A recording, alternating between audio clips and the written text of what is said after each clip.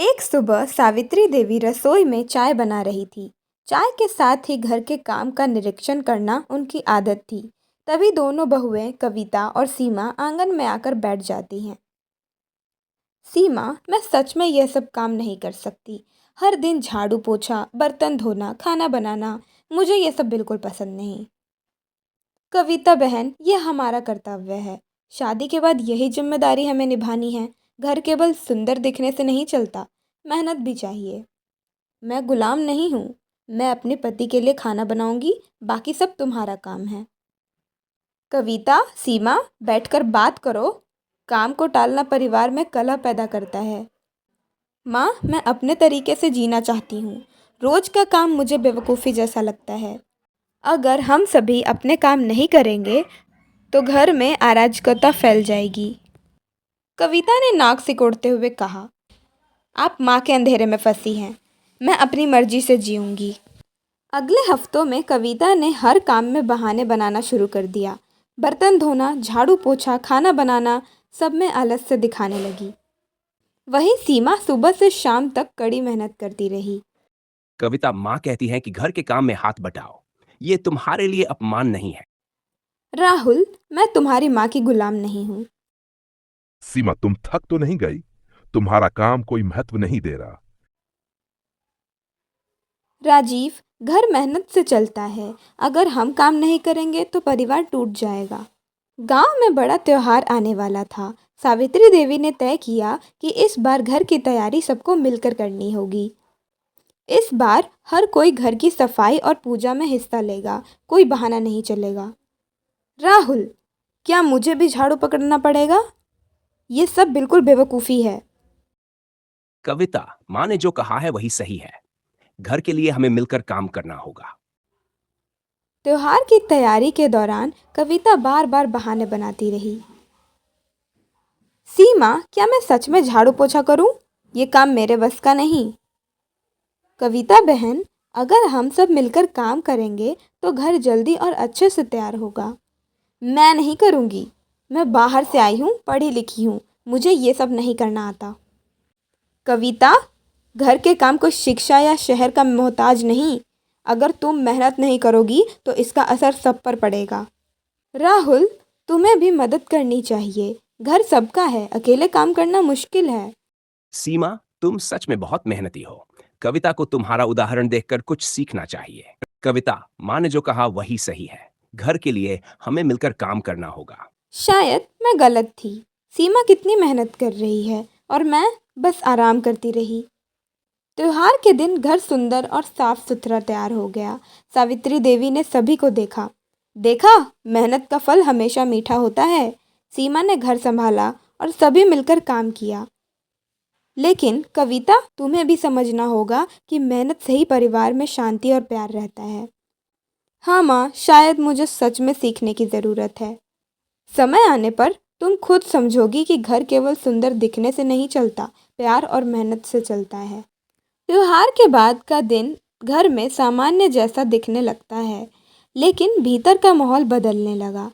कविता, क्या तुम समझ ही नहीं रही कि घर की जिम्मेदारी कौन निभाएगा? माँ, मैं अपने तरीके से जीना चाहती हूँ। मैं पढ़ी लिखी हूँ, मुझे घर के काम में अपनी इज्जत नहीं खोनी। कविता बहन, घर में काम करने से इज्जत का क्या सवाल? ये हमारी जिम्मेदारी है। अगर हम सब मिलकर काम करेंगे तो घर सुंदर और खुशहाल होगा। कविता ने आंखें घुमाई और रसोई से बाहर चली गई। सावित्री देवी ने सीमा की तरफ देखा और कहा, सीमा, तुम्हारा धैर्य तारीफ के काबिल है, पर चिंता यह है कि कविता का अहंकार धीरे धीरे घर को बिगाड़ सकता है। माँ, मैं कोशिश करूँगी कि उसे समझा सकूँ, लेकिन अगर उसने नहीं माना तो परिणाम उसके लिए ही खराब होगा। कविता ने माँ, अगले दिन और अधिक बहाने बनाना शुरू कर दिया। उसने झाड़ू पोछा छोड़ दिया, बर्तन धोना टाल दिया और खाने बनाने में भी देर करने लगी। राहुल, क्या मैं हर रोज झाड़ू पोछा करूं? ये काम मेरे बस का नहीं।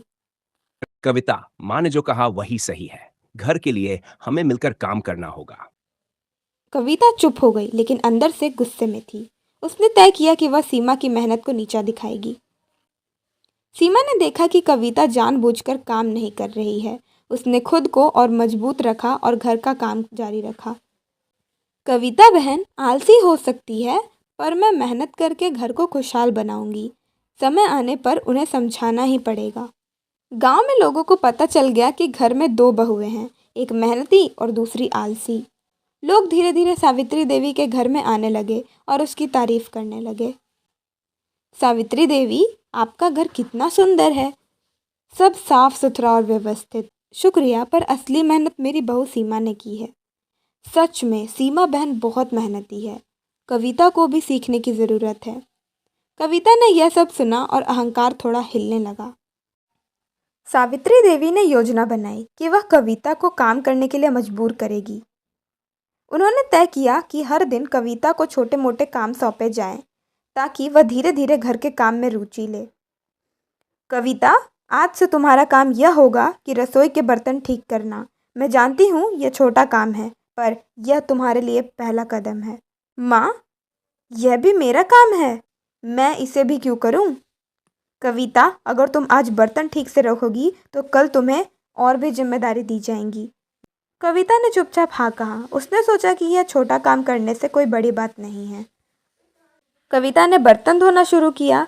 कविता बहन, अगर हम सही तरीके से काम नहीं करेंगे तो घर जल्दी व्यवस्थित नहीं होगा।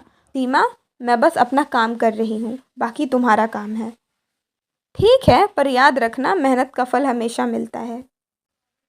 धीरे धीरे कविता ने देखना शुरू किया कि सीमा की मेहनत का असर पूरे घर पर पड़ रहा है। शायद मैं गलत थी। सीमा कितनी मेहनत कर रही है, मैं बस आराम करती रही। कविता ने पहली बार सोचा कि उसे भी कुछ मदद करनी चाहिए।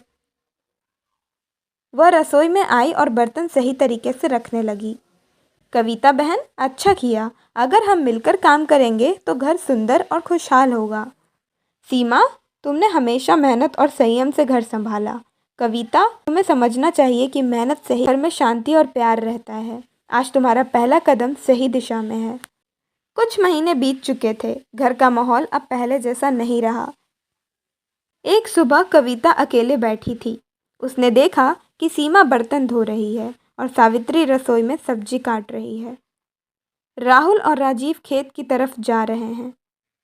कविता ने खुद से कहा, सीमा कितनी मेहनत करती है। मैं हर बार बहाने बनाती थी और सिर्फ आराम करती थी। अब मुझे भी कुछ करना चाहिए। सीमा, आज मैं सब्जियां काटने और रसोई की सफाई में मदद करूंगी। बहुत अच्छा किया कविता बहन, मिलकर काम करने में मज़ा भी आता है और काम जल्दी पूरा होता है। कविता, मुझे खुशी है कि तुम बदल रही हो। अब घर में सभी संतुलन है। हाँ राहुल, अब मुझे समझ आया कि मेहनत से ही परिवार खुश होता है। कविता बहन, अब हम मिलकर घर और परिवार को सुंदर बना सकते हैं।